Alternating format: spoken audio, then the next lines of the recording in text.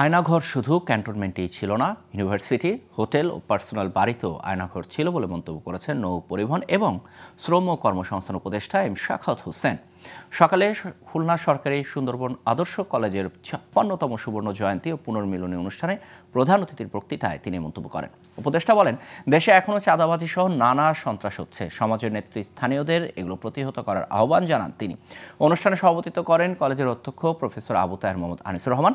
এ সময় বক্তব্য রাখেন মংলা বন্দর কর্তৃপক্ষ চেয়ারম্যান মেজর জেনারেল খান ফিরোজ আহমেদ, খুলনা বিশ্ববিদ্যালয়ের উপাচার্য প্রফেসর ডক্টর মোহাম্মদ রেজাউল করিম, খুলনা বিভাগীয় কমিশনার মোহাম্মদ ফিরোজ সরকার, পুলিশ কমিশনার মোহাম্মদ জুলফিকার আলী হায়দার।